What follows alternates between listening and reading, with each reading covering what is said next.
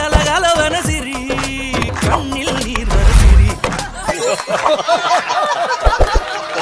நாங்கள் ஒவ்வொரு ஊருக்கும் போனால் அந்த ஊரில் பெரும்பாலும் சால்வை தான் போடுவாங்க. எங்களுக்கு இந்த சால்வை ஒன்று போடுவாங்க, இந்த ஜிகினா சால்வைன்னு பட்டு கலரில். அதை எதுக்கு போடுறாங்கன்னே தெரியல. அதை எதுக்குமே பயன்படுத்த முடியாது. அதை என் பேத்திக்கு பாவாடை தைச்சி போட்டேன். என் பேத்தியை தெருவில் இருக்கவங்கெல்லாம் என்ன கரகாட்டக்காரி மாதிரி வந்திருக்க, உங்கள் தாத்தா இப்படியா பாவாடை வாங்கி கொடுத்தாருன்னு. அந்த சால்வையில் பாவாடையும் தைக்க முடியல, முகம் துடைக்க முடியாது. ஆனால் காலங்காலமாக அந்த ஜிகினா சால்வையை போட்டுக்கிட்டு இருக்காங்க. முத்தமிழறிஞர் டாக்டர் கலைஞர் தான் ஒரு முறை அறிவித்தார், எனக்கு சால்வைகள் போடுவதற்கு பதிலாக புத்தகங்களை தாருங்கள் என்று அறிவித்து, அதனுடைய தொடர்ச்சியாக இன்றைய தமிழக முதல்வரும் சால்வைக்கு பதிலாக புத்தகங்களை தாருங்கள் என்று அறிவித்து, அவருக்கு வந்த புத்தகங்களை வைத்து 7.5 லட்சம் புத்தகங்கள் அவருக்கு வந்த அந்த நூல்களை வைத்து 5 புதிய நூலகங்களை உருவாக்கி இருக்கிறார். ஒரு நூலகம் திறக்கப்படுகிறது என்றால் 2 சிறைச்சாலைகள் அடைக்கப்படுகிறது என்று பொருள். அது மாதிரி அந்த சால்வை போடுறதுக்கு பதிலாக புத்தகங்களை கொடுங்க அப்படின்னு சொன்னார். நான் இந்த செய்தியை சூலூரில் ஒரு பொதுக்கூட்டத்தில் சொன்னேன். முத்தமிழறிஞர் டாக்டர் கலைஞர் தனக்கு யாரும் சால்வை போட வேண்டாம், அதற்கு பதிலாக புத்தகங்களை தாருங்கள் என்று சொன்னார் அப்படின்னு சொன்னதுக்கு ஒருத்தன் மேடையில் வந்து இந்த கருத்தை சொன்ன அண்ணன் லியோனி அவர்களுக்கு இந்த சால்வையை போடுகிறேன்னா, சால்வை போட வேணான்னு சொன்ன கருத்தை சொன்னதுக்கு சால்வை போட்டு பாராட்டுறான். அது மாதிரி ஒவ்வொரு ஊர்கள்லையும் எங்களுக்கு நிறைய நினைவு பரிசு இந்த சால்வை தான் கொடுப்பாங்க. சில ஊர்களில் அந்த ஊரில் எது சிறப்பான விஷயமோ அதை கொடுப்பாங்க. கரூருக்கு போனோம்னா பெட் கவராக வரும் மேடைக்கு, சால்வைக்கு பதிலாக வெறும் பெட் கவராக கொடுப்பாங்க. பவானிக்கு ஒரு தடவை ஊருக்கு போயிருந்தோம். அங்கே பார்த்தீங்கன்னா ஜமுக்காலத்தை மேடையில் போட்டான். போட்டுட்டு முடிகிற வரைக்கும் இதை கலட்டாமல் பேசுங்கன்ட்டான். நான் ஜமுக்காலத்தை போத்திட்டு பேசிகிட்டு இருக்கேன். ஒரு வயசான பெரியம்மா யாரோ ஆடு மேய்க்கிறவனை நடுவராக வச்சு பேசிக்கிட்டு இருக்காங்க அப்படின்னுச்சு. நான் ஜமுக்காலத்தை போத்திருக்கவன் ஆடு மேய்க்கிற ஆள் நடுவராகிட்டாருன்னு அந்த அம்மா பேசிட்டு போச்சு. ஒவ்வொரு ஊர்லேயும் இது மாதிரி எங்களுக்கு ஒரு சிறப்பு இருக்குது. அது மாதிரி இந்த திருநெல்வேலியில் பொதுக்கூட்டத்துக்கு வந்தோம்னா இங்கே சால்வைக்கு பதிலாக அண்ணன் அவர்களுக்கு இருட்டுக்கடை அல்வா 2 கிலோவை அன்பளிப்பாக வழங்குகிறோம். இப்போ கூட என் தம்பி நமச்சிவாயம் கோபி அவர் எங்கள் கட்சிக்காரரு சால்வை ஓடுவார்னு பார்த்தா ஒரு பிளாஸ்டிக் பையில் இருட்டுக்கடை அல்வாவை கொடுத்து ஃபோட்டோ எடுத்தார். பத்தமடங்கிற ஊருக்கு போயிருந்தோம். அங்கே பாயை கொண்டு மேடையில் போட்டாங்க. பத்தமடை ரசிகர்களின் சார்பாக அண்ணன் லியோனிக்கு இந்த பாயை அன்பளிப்பாக அளிக்கிறோம். காலையில் எங்கள் வீட்டிலேருந்து இறங்கி பாயை எடுத்துக்கிட்டு வீட்டுக்குள்ளே போகிறேன். எங்கள் ஊர் பொம்பளையே லியோனி எங்கே போயிட்டு வராரோ பாயோட காலையில் உள்ளே போகிறாரு அப்படின்னு. பத்தமடையில் எனக்கு அன்பளிப்பு கொடுத்தாங்கன்ட்டு அந்த அம்மாட்ட விளக்கம் சொல்ல முடியுமா? சிவகாசியில் ஒரு மீட்டிங்கு போனோம். அங்கே பார்த்தீங்கன்னா பட்டாசு தொழிற்சாலை தொழிலாளர்கள் சார்பாக அண்ணன் அவர்களுக்கு இந்த வெடி மாலையை மாணிக்க மாலையாக போடுகிறோம்ட்டு ஓலை வெடி, லட்சுமி வெடி, அது இது புஸ்வானம், பூந்தொட்டி எல்லாத்தையும் ஒரு நூலில் மாட்டி எனக்கு போட்டுட்டு, இதையும் நீங்கள் முடிகிற வரைக்கும் அவுக்காமல் பேசணுன்ட்டான். முன்னால் ஒருத்தன் தீப்பெட்டியை உரசி பீடி பற்ற வச்சுட்டு இருக்கான். எனக்கு கிட்டுக்கிட்டுன்னு ஆடிருச்சு. அவன் சுண்டி உதறினானா எனக்கு அதான் கடைசி நிகழ்ச்சி ஆயிரும். இந்த திருநெல்வேலியில் இந்த தலைப்பை நாங்கள் ஏன் தேர்ந்தெடுத்தோம்னா, நவீன தொழில்நுட்பம் நமக்கு தருவது நன்மையா தீமையா? எவ்வளவோ நவீன தொழில்நுட்பங்களில் புது புது இனிப்புகள் பலகாரங்கள் வந்தாலும் இந்த திருநெல்வேலியில் இருக்க அந்த அல்வாங்கிற அந்த பழைய பாரம்பரியமிக்க அந்த இனிப்பு இன்னும் உலகம் முழுவதும் மக்களால் நேசிக்கப்படுகிறது. பழமையும் புதுமையும் கொஞ்சி விளையாடும் அற்புதமான ஊர் இந்த திருநெல்வேலி. அதனால தான் இந்த தலைப்பை இந்த இடத்துல நாங்கள் பேசியிருக்கோம். திருநெல்வேலிக்கென்று பல சிறப்புகள் இருக்கு. உண்மையிலே பெண் விடுதலைக்காக முதலில் குரல் கொடுத்த தேசிய கவி பாரதியை பெற்றுக் கொடுத்த வீரம் செறிந்த மண் இந்த நெல்லை மண். எங்களோடு வயலுக்கு வந்தாயா, நாட்டு நட்டாயா, களை பறித்தாயா, களனி வாழ் உழவர்க்கு கஞ்சி கலையம் சுமந்தாயா, அங்கு கொஞ்சி விளையாடும் எங்குல பெண்களுக்கு மஞ்சள் அரைத்து பணிபுரிந்தாயா, மாமனா மச்சானா மானங்கட்டவனே யாரை கேட்கிறாய் வரி, எவரை கேட்கிறாய் கிஸ்தி அப்படின்ட்டு வீரபாண்டிய கட்டபொம்மன் இப்படி பேசினதாக சக்தி கிருஷ்ணசாமியோட வசனம் வீரபாண்டிய கட்டபொம்மன்ல சிவாஜி கணேசன் பேசியிருப்பார். உண்மையிலே வீரபாண்டிய கட்டபொம்மன் இப்படியா பேசியிருப்பார்? திருநெல்வேலிக்காரர், திருநெல்வேலி தமிழில் தானே பேசியிருப்பார். ஏல வயலுக்கு வந்தியால, நாத்து நட்டியால, ஏல வெள்ளக்கார பயிலுவலா, ஆக்கங்கட்ட கூவையலா, யாரை பார்த்துல வரி கேட்டு தெரியல, தொலைச்சு போடுவோம்ல, தொலைச்சு ஏலே சாமட்டியரோல என்ன பேசியிருக்கல நீ அப்படின்னு தான் பேசியிருப்பார். சிவாஜி கணேசன் இதே மாதிரி படத்தில் பேசியிருந்தா படம் ஓடி இருக்குமா? ஏலை என்னடா ஜாங்ஷன் துற பேத்துருவோம்ல பேத்து அப்படின்றதா டே என்னடா அது. நெல்லை தமிழ் ஒரு அழகான தமிழ். காரணம் மக்களின் வாழ்க்கையோடு உறவாடுகின்ற ஒரு தமிழ் அது. எங்கள் மதுரையில் இருக்கிற தமிழுக்கு நிகழ்காலம், இறந்த காலம், எதிர்காலம் மூணையும் கூட்டி 3 வகுத்து ஒரு தமிழில் பேசுவான் மதுரைக்காரன். மாப்பிள்ள பொண்ணு கொடுப்பியா, என்ன மாமா பொண்ணு கொடுப்பியா அப்படின்னு கேட்டால் ஒன்று கொடுக்குறேங்கண்ணே, அல்லது கொடுத்துட்டேங்கண்ணே, அல்லது கொடுக்க போகிறேன், அல்லது கொடுக்க மாட்டேங்கண்ணே. மதுரையிலேருந்து வர்ற பதில், மாமா பொண்ணு கொடுப்பீங்களா, கொடுப்போம்ல அப்படிமா. கொடுப்போம்லங்கிறதுக்கு கொடுக்குறானா, கொடுத்துட்டானா, கொடுக்க போகிறானா கண்டுபிடிக்க முடியாது. கோயம்புத்தூரில் ஒரு தமிழ் பேசுவாங்க. ஏனுங்க நீங்கள் சோழி போட்டு போங்கன்னா பார்த்து போட்டு போங்க, ஏனுங்க அம்மனி வந்துச்சுங்க நீங்கள் என்ன பேசி போட்டு போகிறீங்க அப்படிம்பாங்க. சென்னையில் ஒரு தமிழ் பேசுவான் பாருங்க. தமிழ்நாட்டின் தலைநகரத்தில் கும்மிடி பூண்டின்னு ஒரு ஊருக்கு கூட்டம் நடத்த போயிருந்தேன். ஒருத்தன் எனக்கு வணக்கம் சொன்னான். வந்து என்ன அண்ணாத்தா இல்லையோன்னு அண்ணாத்தா நாச்சா துணியானியா உன் கேஸ் நாங்கள் இஷ்டம் அக்காட்டின்னு வருமா வந்தாரா நாச்சா துணியான்னா. என்னடா பேசுகிற நீ, முதல்ல யார்ரா நீ அப்படின்னு. நாஸ்டா துண்ணியான்னு கேட்குறேன். காலையில் சாப்பிட்டியாங்கிறத நாஸ்டா துண்ணியான்னு கேட்குறது யார்? சென்னை. இன்னும் எவ்வளவு அழகான தமிழ் சொற்கள் இருந்தாலும் இன்னும் அந்த ஊர் வழக்கு தமிழ் இன்னும் மாறலை. அதனால் மாறாத நிறைய விஷயங்கள் இன்னும் நமது வாழ்க்கையிலே நம் வாழ்வோடு கலந்திருக்கிறது. ஆனால் நவீன தொழில்நுட்பம் வந்த பிறகு நிறைய விஷயங்களில், கருத்துக்களில் நம்ம மாற்றம் வந்துருச்சு. ஒரு வீட்டில் இருக்கக்கூடிய சமையலறையை பாருங்கள். ஒரு 10-50 ஆண்டுகளுக்கு முன்னாடி இருந்த சமையலறைக்கும் இப்போ இருக்கிற சமையலறைக்கு எவ்வளோ வித்தியாசம். நான் சின்ன பையனாக இருந்தப்போ எங்கள் வீட்டில் இருக்க சமையலறையில் அடுப்பு ஊதுறதுக்கு ஒரு குழல் ஒன்று இருக்கும், ஊதாங்குலை. ஒரு ஓடு இருக்கும்.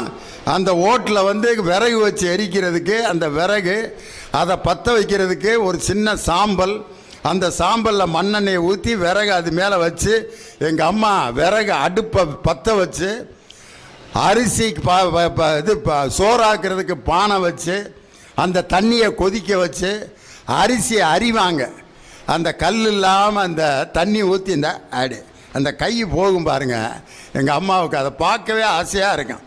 அந்த குண்டானில் தண்ணியில் அரிசியை ஊற்றி அப்படியே அந்த அரிசியிலேருந்து தண்ணி கற்களை பிரித்தெடுத்து அந்த அரிசியை கொதிக்கிற தண்ணியில் போட்டு அது கொதிக்கிற வரைக்கும் கூடயே உட்காந்துருந்து அதுக்கு ஒரு மூடி இருக்கும், கண்ணால் மூடின்னு பேர். பாதி ஓட்டை இருக்கும். அதில் அந்த அரிசி பானையை வச்சு இப்படி சாய்ச்சி அந்த ஊதுற குலை இருக்குல்ல, அந்த குழலை இப்படி முட்டு கொடுத்து கீழே ஒரு கல் இப்படி வச்சுட்டு பூனை தட்டி விட்டுறேன் பார்த்துக்கடா அப்படின்ட்டு எண்ணெயை காவலுக்கு வச்சுட்டு போவாங்க. அந்த வடித்த கஞ்சி வடிஞ்சு முடிகிற வரைக்கும் அந்த சோத்துக்கு பாதுகாப்பாக நின்று அந்த சோறு சாப்பிட்றதுக்கு முன்னாடி அந்த குண்டானில் இருக்க வடித்த கஞ்சியை உப்பு போட்டு ஒரு டம்ளர் கொடுப்பாங்க பாருங்கள். உண்மையிலே 5 ஸ்டார் ஹோட்டலில் பெரிய சத்து பானம்னு கொடுக்கறத விட அங்கே அம்மா கையில் வாங்கி குடித்த அந்த வடித்த தண்ணியில் அடைந்த ஒரு சுகம் இன்னைக்கு யாருக்காவது கிடைக்குதா?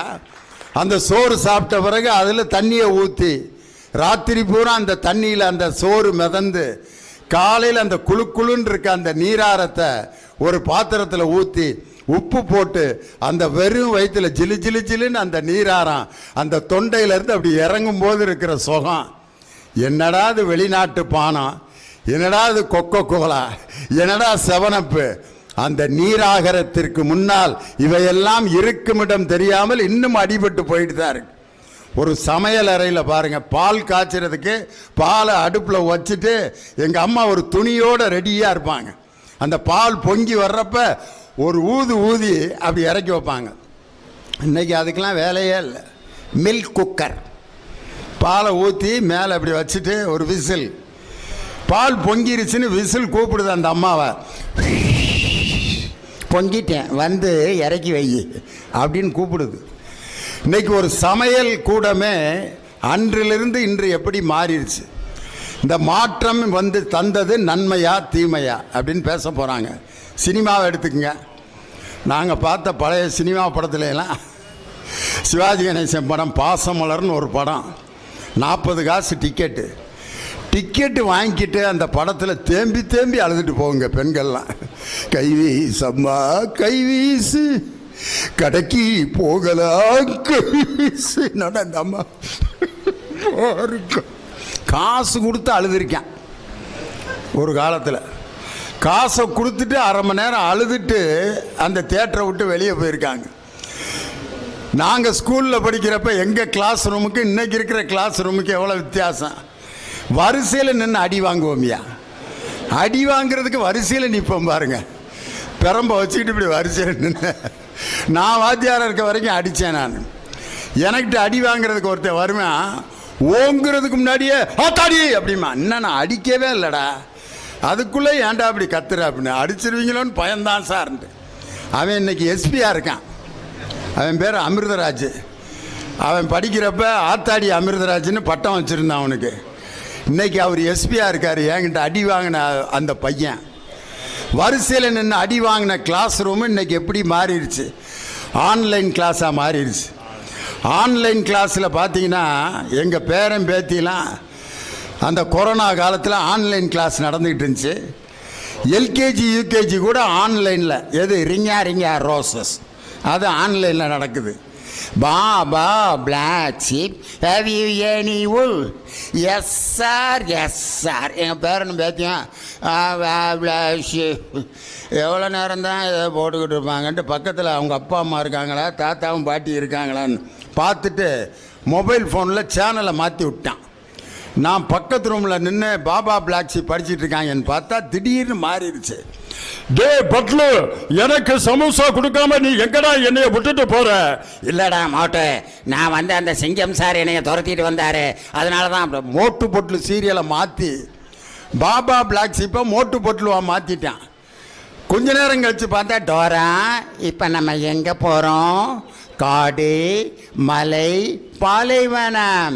புஜ்ஜி, இதுக்கு நமக்கு வழி தெரியாது, நம்ம எங்கே போகணும்? நான் த மேப்னு ஒரு மேப் குதிச்சுக்கிட்டே ஓடியாரு. நான் சின்ன பையனாக இருக்கிறப்ப இந்த மாதிரி ஒரு கார்ட்டூன் சேனல்லாம் கனவுல கூட நினைக்க முடியாது. எங்கள் டீச்சர் பஸ் இது வகுப்பில் நின்று டான்ஸ் ஆடி காட்டினது தான் எங்களுக்கு கார்ட்டூன் சேனல். அந்த அணில் ஆடிக்கிட்டே அப்படி நடத்துவாங்க. அம்மா இங்கே வா வா பாட்டு அப்படி டான்ஸ் ஆடிக்கிட்டே நடத்தின செல்லம்மா டீச்சர் தான் எங்களுக்கு கார்ட்டூன் சேனல். அம்மா இங்கே வா வா ஆசை முத்தம் தான். அந்த டீச்சரோட டான்ஸு இன்னும் அப்படியே என் மனசில் இருக்கு. ஒரு காலத்தில் இருந்த அந்த நிலை இன்று அந்த நவீன தொழில்நுட்பத்தினால் நமது வாழ்க்கை பல நிலைகளில் மாறி இருக்கிறது. இன்னைக்கு பாருங்க, தமிழ் பையங்க விளாட்ற விளையாட்டை எடுத்துக்கங்க. நான்லாம் சின்ன பிள்ளையில் திருடன் போலீஸ்னு ஒரு விளையாட்டு விளையாடுவான். அதில் ரொம்ப நாளாக நான் தான் திருடனாக இருந்தேன். ஒருத்தன் இப்போ சின்ன பிள்ளையிலேருந்து அவன் தான் 6-7 வருஷமாக இன்ஸ்பெக்டராக இருந்தான். அவன் இப்போ கஞ்சா விற்று உள்ளே இருக்கான் திண்டுக்கல் ஜெயிலில். இன்ஸ்பெக்டராக விளாண்டவன் உள்ளே இருக்கான், திருடனாக இருந்தவன் பாடநூல் கழக தலைவர் ஆகிட்டேன். திருடன் போலீஸ் விளாடுறது அது எவ்வளவு சுகம். அதே மாதிரி கண் கட்டி விளையாட்டு, கண்ணை கட்டிட்டு அப்படியே கண்ணு தெரியாமல் அப்படியே பிள்ளைகளை தொட்டு வர்றது, நொண்டி விளாட்றது, பாண்டி விளாட்றது. இந்த விளையாட்டுலாம் தமிழை அன்னைக்கு ஏன் உருவாக்குனா அப்படின்னா, ஒரு கண் தெரியாதவனுடைய கஷ்டத்தை நீ உணரணும்டான்ட்டு விளையாட்டு பருவத்திலேயே குழந்தைகளுக்கு உணர்த்தியவன் தமிழனுங்கிறதுக்கு அந்த தமிழ் விளையாட்டு. ஒரு கால் இல்லாதவன் எவ்வளோ கஷ்டப்படுவாங்கிறத அந்த நொண்டி விளையாட்டிலேருந்து நமக்கு சொல்லி கொடுத்தான். ஆனால் இன்னைக்கு விளையாடுறாங்க என்ன என்னமோ டாமி, என்ன இல்லை டாமி என்னமோ டாம் பாய், அந்த பொம்மைய ஓங்கி குத்துறான் வங்குன்னு. அது இது டாக்கிங் டாம். இவன் சொல்கிறதெல்லாம் திருப்பி சொல்லுது டேய் அப்படின்னா அதுவும் டேய்ங்குது. போடா முட்டாப்பலை அதுவும் முட்டாப்பையிலங்குது. ஓங்கி குத்துனா அழுகுது. அதை அழுக வச்சு அப்படியே பார்க்குறான். கொஞ்ச நேரம் ஒரு ஆப்பிள் வருது, அதை ஊட்டுறான், சிரிக்கிற திருப்பி ஓங்கி குத்து, திருப்பி அழுகுது. ஒரு ஆப்பிளை கொடுத்து அந்த பொம்மையை குத்தி அழுக வச்சு. இதுக்கு பேர் விளையாட்டா?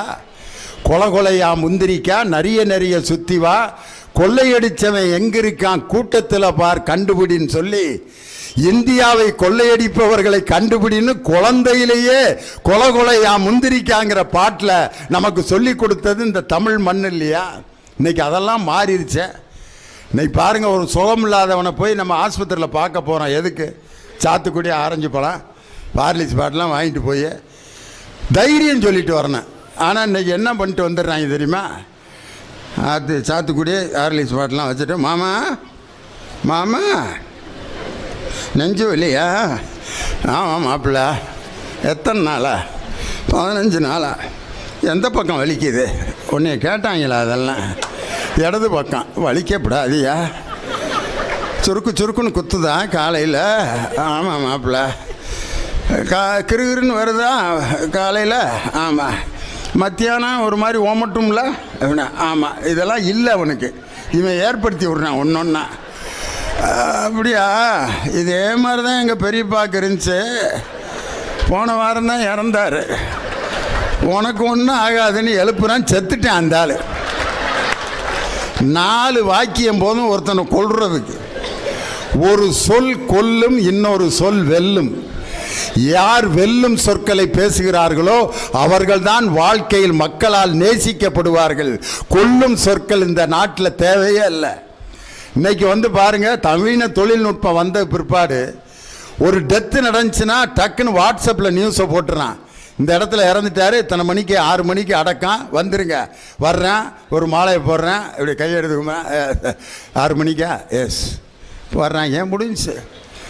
ஆனால் ஒரு காலத்தில் இந்த டெத்தில் பண்ணுற கூத்து, அந்த இளவுக்கு பறி கொடுத்தவர் இப்படி நின்றுட்டு இருப்பார். வர்றவன் இப்படி கையை தொட்டு கும்பிட்டு இறந்துட்டாரா? தேவையில்லாத கேள்வி. செத்ததுனால தானே கூப்பிட்டு விட்டுருக்கேன். இது எவ்வளவு மடத்தனமான கேள்வி பாருங்க. இறந்துட்டாரா? இந்த கூறுகட்டவே அதுக்கும் பதில் சொல்லுவான். ஆமாம் இறந்துட்டாரு. எத்தனை மணிக்கு? எதுக்கு? தெரிஞ்சு என்ன செய்ய போகிற? 4 மணிக்கு. 4 மணிக்கா? ஏன் 3 மணிக்குனா எழுப்பி விட்டுருவியா அவனை? இந்த டயத்தை தெரிஞ்சு என்னடா செய்ய போகிற? இது எவ்வளோ முட்டாள்தனமான கேள்விகள் பாரு. எப்படி செத்தாரும்பான் பாருங்க. அதுக்கு இந்த பதில் சொல்லிட்டு இருப்பேன். எப்படி இறந்தாரு? திடீர்னு நைட்டு சாப்பிட்டு உக்காந்துருந்தாருப்பா, நெஞ்சு வலிக்குதுன்னாரு. இந்த பக்கத்தில் இருக்க டாக்டர்கிட்ட கூட்டி போனால் போகிற வழியிலே வந்தேன், பேசாமல் போக வேண்டியதானே. எதுக்கு சிந்து பூந்துறைக்கு போய் டாக்டர்கிட்ட கூட்டி போனேன்? கொஞ்சம் தள்ளி அங்கிட்டு வல்லநாடு பக்கம் நெல்லை மெடிக்கல் காலேஜ் பக்கம் போயிருந்தா நல்ல டாக்டர் இருந்திருப்பாங்க. என்னமோ இவன் தான் கூட்டி போகாமல் கொன்ன மாதிரி இவன் பதில் சொல்கிறேன். என்னடா அது, என்னமோ நம்ம தான் திட்டம் போட்டு கொலை பண்ண மாதிரிலாம் பேசிக்கிட்டு இருக்காங்க அப்படின்னா அடுத்து வந்தவன்ட்ட என்ன விசாரிக்கிறேன்? அடுத்து வந்தவன் எப்படி செத்தாரு? பக்கத்து தெருவில் இருக்க டாக்டர்கிட்ட கூட்டி போகலான்ட்டு இருந்தேன். அவர் பாளையங்கோட்டை மெடிக்கல் காலேஜுக்கு கூட்டி போன்ட்டார். அவன் எதுக்கியா பாளையங்கோட்டை மெடிக்கல் காலேஜ் வரைக்கும் கூட்டி போனேன்? இந்த பக்கத்து டாக்டர் தான் நல்லா பார்ப்பாருன்னு தெரியும்ல. என்னடா இதை சொன்னால் அதுங்கிறேன், அதை சொன்னால் இதுங்கிறேன், என்னடா பண்ணுறதுன்னா அடுத்து வர்றவன்ட்டு ரெண்டையும் சேர்த்து சொல்லிட்டேன். பக்கத்து இருக்க டாக்டர்கிட்டையும் கூட்டி போனால், பாளையங்கோட்டை டாக்டர்கிட்டையும் கூட்டி போனால், அவர் மெட்ராஸுக்கு கூட்டி போன்ட்டார். போகிற வழியிலேயே மெட்ராஸுக்கெல்லாம் கூட்டி போன மனுஷனாடா நீ? பேசாமல் வீட்டில் வச்சுருந்தா அவர் பாட்டுக்கு நிம்மதியாக இறந்துருப்பாருங்கிறான். என்னமோ நம்ம தான் ஆஸ்பத்திரிக்காக தூக்கிட்டு போய் கொன்ன மாதிரியே சொல்கிறாங்கன்ட்டு. அடுத்து வந்தவன்ட்ட என்ன பதில் சொல்லியிருப்பான்னு யோசனை பண்ணி பாருங்க. அடுத்து வந்தவன் இறந்துட்டாரா? ஆமாம். எப்படி செத்தாரு? அவர்கிட்டே கேளு எழுப்பி.